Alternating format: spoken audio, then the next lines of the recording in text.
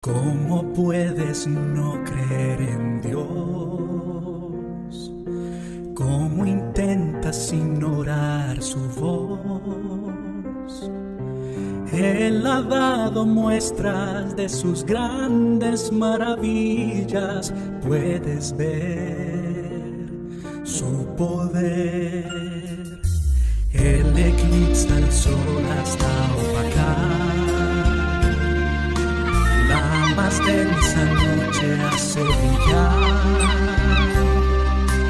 Todo lo transforma en su designio soberano, porque es Dios, solo Él es Dios.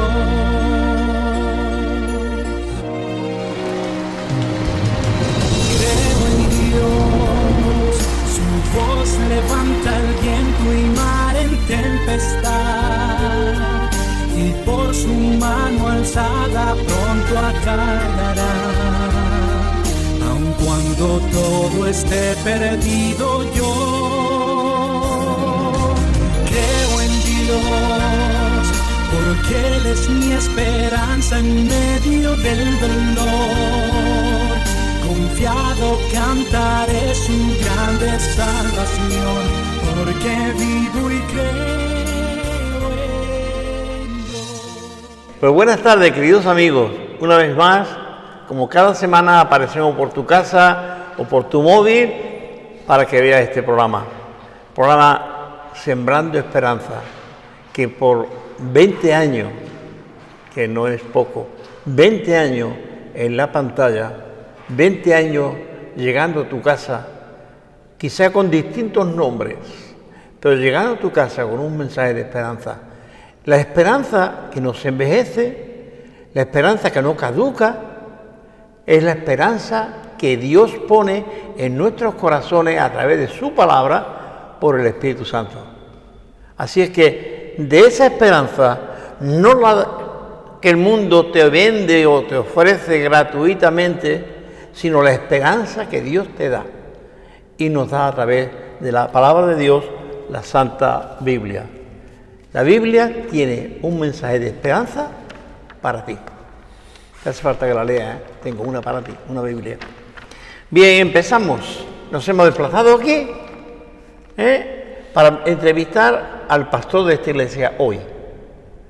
Él es José Burguillo y lo conozco hace unos añitos, pero bueno, realmente aquí en su lugar nunca lo había entrevistado y hemos quedado hoy, aquí estamos hoy. Vamos a hablar de algo que quizá ustedes se habla poco.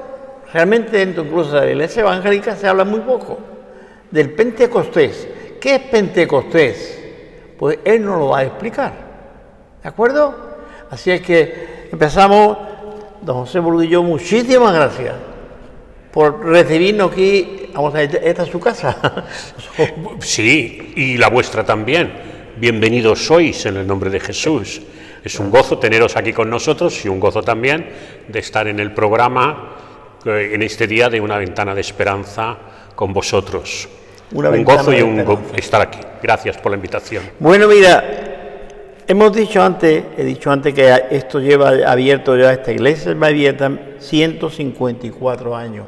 Así es. Y yo también he dicho que creo que es la más antigua de España, ¿es correcto? De las más antiguas. De las más. Sí, 154 años, sí. De las más antiguas de España. Empezó la segunda reforma, que llamamos así nosotros, segunda reforma protestante, en 1869, con las predicaciones en las primeras ciudades en España.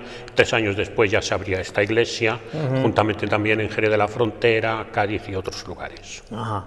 Muy bien. Vamos a hablar de Pentecostés.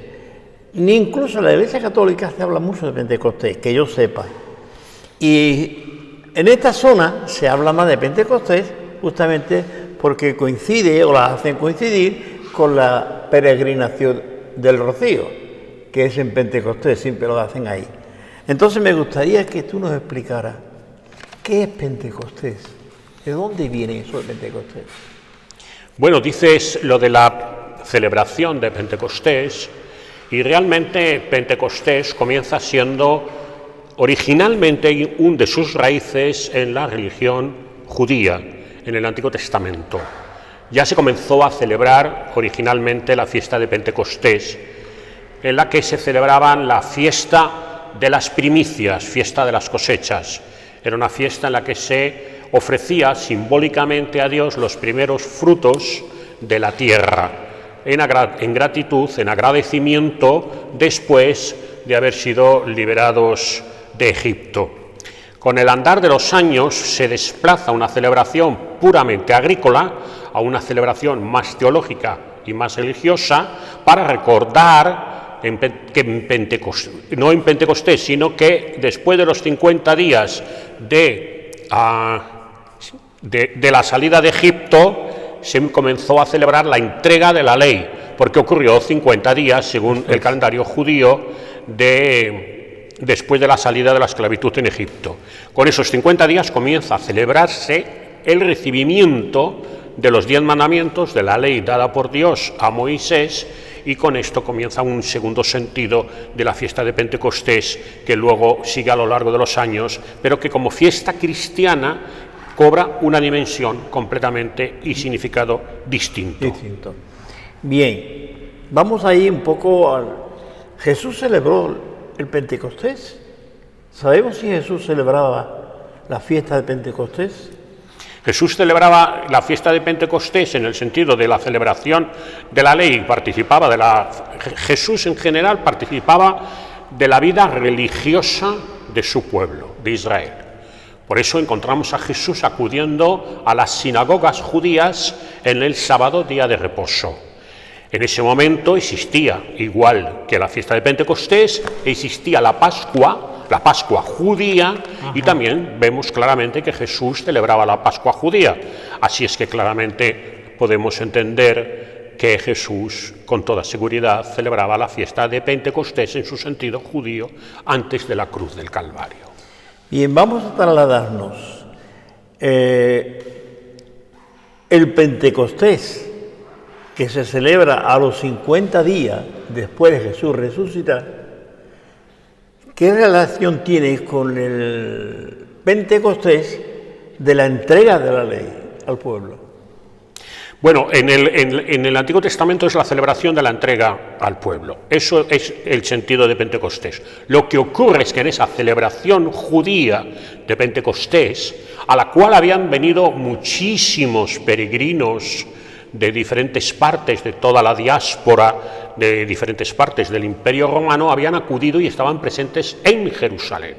No para una celebración todavía cristiana de Pentecostés, porque no sabían lo que iba a acontecer. Estaban en una celebración realmente judía de Pentecostés, en aquel momento en Jerusalén, y había miles y miles de personas en ese momento celebrando la fiesta de Pentecostés judía, que por cierto, no lo estaban celebrando en ese momento los cristianos, discípulos de Jesús, sino que estaban en un lugar que se llama el aposento alto, y que nos dice el evangelista Lucas que estaban con las puertas bien atrancadas por miedo a los judíos.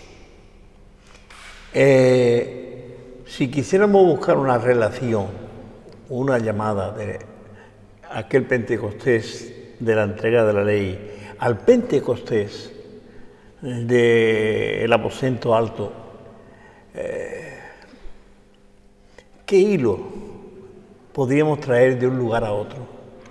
Mira, realmente, si quizá lo que da una estructura mayor, con más fuerza al pueblo judío, es con el recibimiento de la ley por medio de Moisés, de parte de Dios al pueblo a través de Moisés, el patriarca Moisés. Sí. Y eso da una gran estructura teológica con la ley al pueblo. Podríamos decir que Pentecostés, que comienza a contarse del día después del último sábado de Pascua, con lo cual, lo que para nosotros llamamos el primer día para celebrar Pentecostés sería el Domingo de Resurrección. Con lo cual, con los 50 días nos vamos entonces a la festividad de Pentecostés, comenzando a contar, porque viene también Pentecostés 50 días, 49 semanas, así es que el día después, cuando comenzamos a contar, que serían los 50 días. Y en ese día, cuando el Espíritu Santo es, en la fiesta de Pentecostés judía, cuando el Espíritu Santo que Jesús había anunciado que enviaría el Padre y Él, que no les dejaría solos, acontece y llega al corazón y al alma de los discípulos, pese a que están con las puertas atrancadas, pero llega de una manera muy simbólica, con esta imagen que se ha dado tan conocida, que se ha representado tanto, incluso en la pintura, en el arte. Hay mosaicos muy antiguos que reflejan esta llegada del Espíritu Santo y con unas lenguas de fuego posándose sobre la cabeza allí de los allí presentes y reunidos, con todo el simbolismo que esto encierra, claro. ¿Qué podríamos decir del simbolismo de esa lengua de fuego? ¿Qué traía esa lengua de fuego? ¿Qué simbolismo traía eso? Bueno, fundamentalmente en la Sagrada Escritura aparecen 3 símbolos referente a la persona del Espíritu Santo, como es representado en forma de paloma, como nos relata el Evangelio con motivo del bautismo de Jesús. Exacto. Cuando el Espíritu Santo de Dios, el Espíritu viene sobre Jesús, que le da poder para predicar la palabra y para hacer las señales y milagros que Jesús realiza en Galilea, en Jerusalén y en otros lugares, recorriendo los caminos y las ciudades de su pueblo. Viene, y esto es un símbolo, viene el Espíritu Santo, y esto es simbolizado con esta paloma que parece que se posa sobre Jesús. También es un signo en la cristiandad del Espíritu Santo el agua y también el fuego. En este caso, hablando de las lenguas de fuego, siempre coge también un sentido del Antiguo Testamento, significa la presencia de Dios. Recordemos que Dios se manifiesta, Yahvé, a Moisés en medio de una zarza que está como ardiendo. Eso es signo de la presencia de Dios, la zarza ardiendo. Incluso como una lengua de fuego que les conducía y que se posó en el tabernáculo cuando lo construyeron como signo de la presencia de Dios, y la lengua de fuego sobre el tabernáculo, aquello parecía también un signo de la presencia de Dios. Por lo tanto, las lenguas de fuego significa signo de la presencia de Dios y del ardor, la fuerza, el poder, no ya que el fuego tiene como poder destructor, sino en este caso el poder del Espíritu Santo, para, como había anunciado y dicho Jesús y encargado Él, que fueran sus testigos en Jerusalén, Samaria y hasta el último rincón de la tierra. Esta llegada del Espíritu Santo da ese poder, simbolizado en las lenguas de fuego, da ese poder a los discípulos para ser sus testigos en Jerusalén y hasta el último rincón de la tierra. Es un signo de poder y de presencia divino en el ser humano. En este caso, en la comunidad de fe, porque podríamos decir, cuando hablamos de la celebración de Pentecostés, podríamos decir que realmente la Iglesia cristiana comienza o tiene su nacimiento en esta celebración, en este acontecimiento, en el día de Pentecostés judío, pero que el Espíritu Santo viene sobre todos ellos. Casi podríamos decir que hay como 3 momentos de Pentecostés. Jesús, antes de la cruz, cuando está reunido con los discípulos, nos dice el evangelista Juan que sopló el Espíritu y el Espíritu estaba en medio de ellos y con ellos, y podríamos decir que eso es como una especie de Pentecostés. Luego también tenemos este tan extenso que nos relata el evangelista Lucas en el libro de los Hechos de los Apóstoles, en el capítulo 2, cuando los discípulos estaban reunidos en un aposento, y luego también incluso diría que en una de sus cartas, después de esto acontecido en Jerusalén, vuelve a mostrar que acontece en otros lugares otra forma de Pentecostés, cuando Pablo escribe a los Corintios y les dice que también ellos han tenido un Pentecostés, porque sobre todos ellos ha venido el Espíritu Santo, sobre los creyentes, sobre hombres y mujeres que han acogido a Jesús como el Mesías prometido, como el Cristo, como el Salvador, como el Liberador, como el Maestro, incluso como Dios mismo. Y sobre ellos ha venido el Espíritu Santo y les ha dado dones no para la proyección personal, no para la vanidad personal o espectáculo personal, sino que les ha dado dones, capacidades que tienen que ver siempre con bendecir a sus hermanas y hermanos, con construir sus vidas, con ayudarles a crecer y a vivir la vida cristiana. El Espíritu Santo ha venido a nosotros, a los discípulos de Jesús y discípulas, para ayudarnos a vivir la vida cristiana, pero también el Espíritu Santo nos da capacidades para ayudar solidariamente a nuestros hermanos y hermanas a descubrir a Dios, conocer a Dios y también a vivir la vida cristiana. La vida cristiana. Cuando hablabas, me acordaba cuando el apóstol Pedro fue mandado a casa de Cornelio, también hubo allí una especie de Pentecostés, porque vino el Espíritu Santo sobre todos los que estaban escuchando lo que Pedro decía. Sí, efectivamente, cuando creyeron. Cuando creyeron. Cuando creyeron. Y el Espíritu Santo, además, hay un mensajero, es real, el Espíritu el que muestra a Pedro y le libera de los prejuicios. Porque otra cosa que también hace el Espíritu Santo en el corazón y en el alma de los creyentes cristianos es liberarles de prejuicios. Porque el Espíritu es el que realmente conduce a la unidad. Antes citaba yo a Pablo. Sigo con Pablo, este gran apóstol, a los gentiles en todo el orbe del Imperio Romano, y lo que les viene a decir es lo siguiente, que a todos se nos ha dado de un mismo Espíritu. No a unos más que a otros. Con medida Dios da el Espíritu sin medida. Yo no tengo más Espíritu de Dios que tú. No hay más de Dios en mi vida que en la tuya o que en la de otro hermano que se reúne aquí con nosotros, hermana. No, se nos ha dado del mismo Espíritu, y algo que hace el Espíritu entonces es que nos iguala a todos en dignidad ante los ojos de Dios, y además nos permite vivir en unidad, porque hay una verdad que transmite el Espíritu, y es que nos pertenecemos los unos a los otros. Yo no vivo la fe cristiana solo, individualmente y personalmente. Si no hubiera cerca geográficamente, físicamente, otras personas que comparten la fe, no me tocaría más que eso, o no me quedaría más remedio.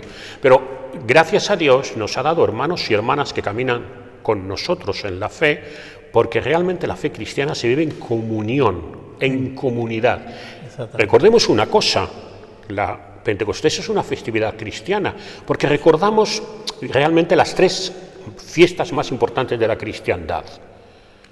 Es la Navidad, en la que recordamos la encarnación de Dios, recordamos lo que se llama la Pasión de Cristo, crucifixión y resurrección, que recordamos también la gran importancia que tiene en la historia de la salvación, la muerte de Jesús en el Calvario, y también la festividad de Pentecostés, porque es el nacimiento de la Iglesia, como he dicho.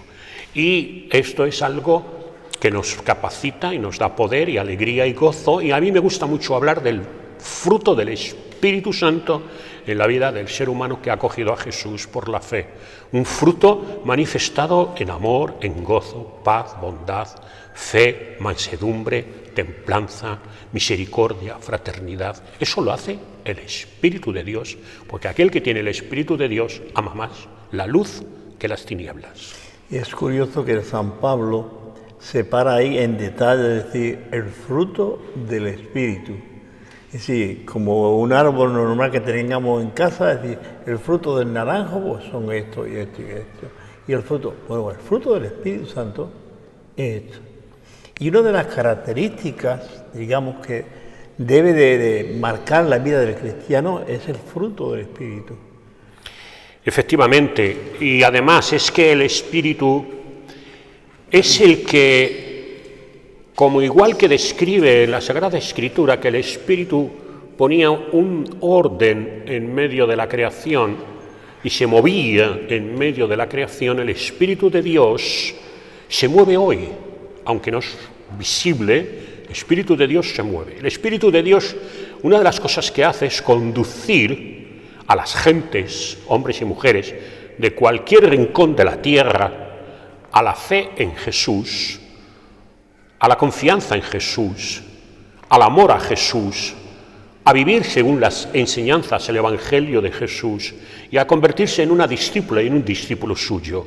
Y esto es una obra que hace el Espíritu Santo en el corazón del ser humano, conducirle hacia Jesús. Como Jesús dijo y anunció, vendrá el Espíritu y Él os hablará y os enseñará lo que yo os he transmitido y os hará incluso comprenderlo, porque aún me parece que estáis tardando en comprender, pero el Espíritu Santo os ayudará a comprender todo lo que os estoy enseñando, dice Jesús a los discípulos. Y esto es lo primero que hace el Espíritu, nos conduce a Jesús, habla de lo de Jesús, lo aplica a la mente y al corazón humano, pero no solo eso, es que nos da capacidad para que hablemos de Jesús a los demás, nos da capacidad para vivir de una manera mucho más conforme a la voluntad de Dios, caracterizada por lo que he dicho, la práctica del amor, de la fraternidad, de la justicia, de la misericordia. Porque una iglesia sin porque el Dios fruto es del luz. Espíritu no sería iglesia.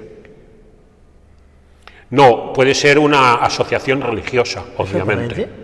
Pero no, es que no puede existir una iglesia sin el Espíritu Santo, porque es el que crea la iglesia, el Espíritu Santo, el que fundamenta la iglesia y el que hace que los discípulos, aquel grupo de personas que estaban, como he dicho y los remarco mucho, con las puertas atrancadas por miedo a los judíos, viene el Espíritu Santo y les cambia absolutamente.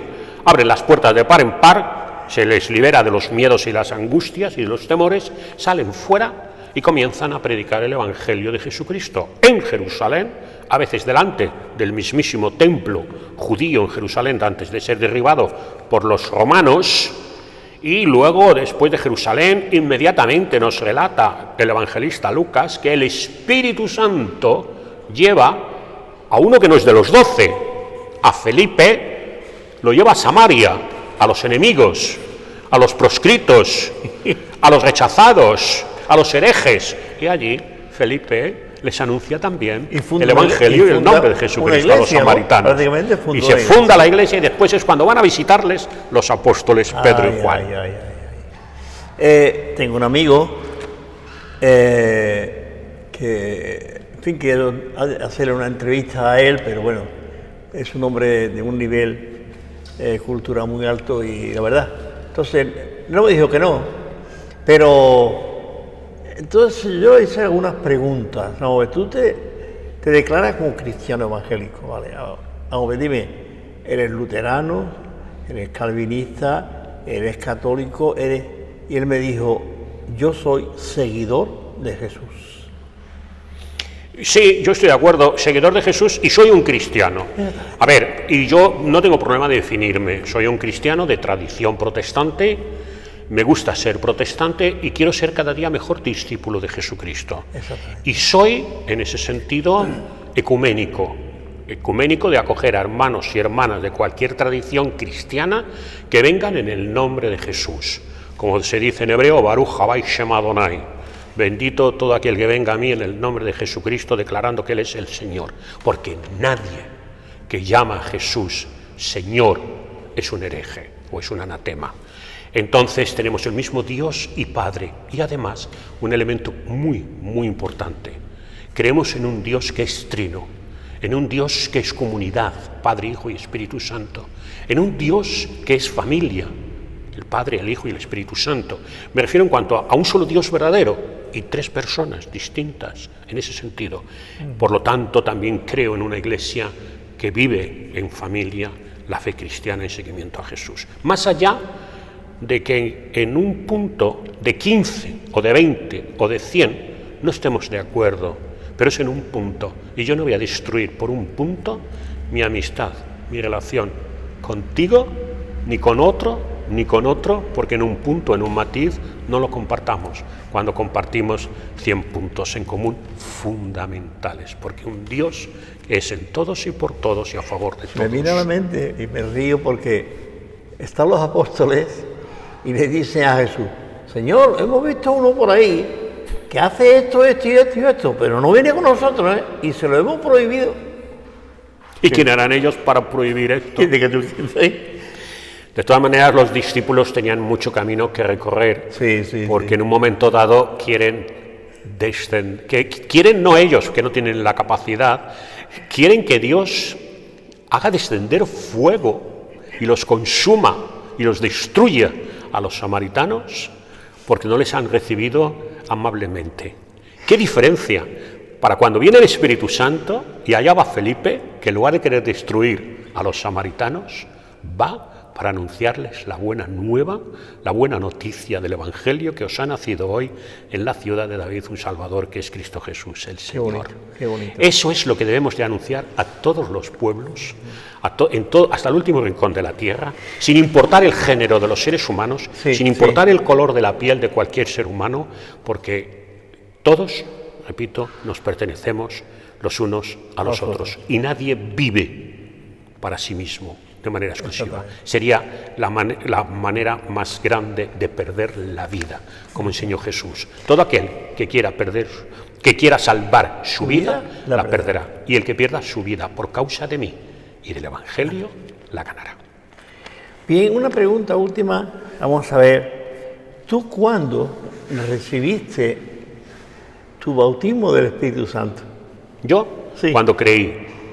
¿Cuándo creíste? Sí, cuando creemos es cuando recibimos el bautismo del Espíritu Santo. Así que tu Pentecostés fue cuando realmente tú creíste. Cuando acogí a Jesucristo como Salvador y Señor por la gracia y la obra del Espíritu Santo, porque no era un proceso racional mío, sino una obra espiritual que había estado trabajando el Espíritu. Yo tengo una historia muy curiosa, porque yo solo, muy breve, porque hablé mucho antes, muy breve, yo estuve leyendo solo los Evangelios y el Nuevo Testamento durante 2 años. Y sin darme cuenta de lo que estaba haciendo, comencé a evangelizar y a hablar de Jesús a mis amigos. Les hice que volviéramos a misa, que era la iglesia que yo conocía como buen jefe del grupo que era, de la banda, de la pandilla. Fuimos allí. Luego, por diferentes razones históricas, terminé en una iglesia evangélica, fui a un seminario evangélico protestante, pero yo agradezco mucho el haber leído las Sagradas Escrituras y la obra del Espíritu Santo que hizo en mí, leyendo yo solito el Nuevo Testamento. Y eso es una gran realidad, porque no eres tú. Esto ha ocurrido y lo pueden contar cientos y veces miles de personas que sin más historia se pusieron a leer el Nuevo Testamento y los Evangelios, y cuando se dieron cuenta, pues un día pasó por una iglesia evangélica, y estoy pensando en uno que me lo contó no hace mucho, y dice, pasé por allí, me dijeron, ¿por qué no entras? Bueno, y entré. Cuando me di cuenta dije, es que esto es lo que yo estoy buscando hace ya mucho tiempo. Y se quedó, se convirtió y se quedó. Bueno, pues, José, tenemos que terminar. Muy bien, es una pena, otro día nos encontraremos de nuevo. Con otro tema por ahí. Pues, querido amigo, ya habéis escuchado al hermano José Burguillo hablando de Pentecostés. Y yo tendría entonces una pregunta para nuestros amigos. ¿Has tenido tú el Pentecostés bíblico? El Pentecostés que nos habla el capítulo 2 del libro de los Hechos. Si no lo has tenido es porque no tienes a Cristo en tu vida. Tú tienes que pedirle a Dios que te hable y que nazca en tu vida. Y el Espíritu Santo vendrá. Y tú tendrás un Pentecostés. Sin más historia, pero sí un Pentecostés que te va a hacer que tú glorifiques a Dios, honre a Dios, ame a Dios y publique el mensaje de Dios. Pues, querido amigo, nos vemos la semana que viene. Tengo un librito para ti. Hoy he traído un librito. Me gustaría que lo leyeras. Creo que es un gran libro. Y sería bueno que lo leyera. Es cierto que no nos habla de la esperanza, como otros, pero es un libro que tiene un gran mensaje.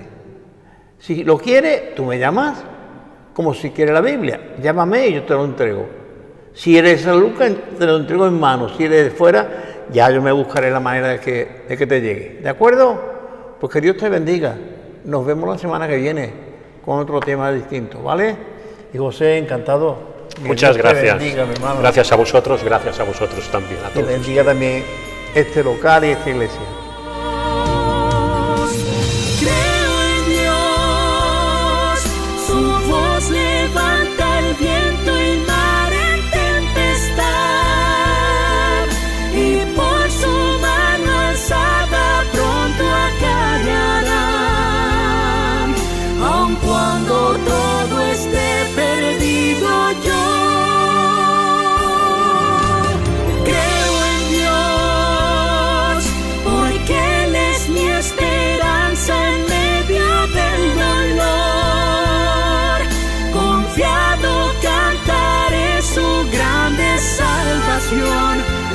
hay que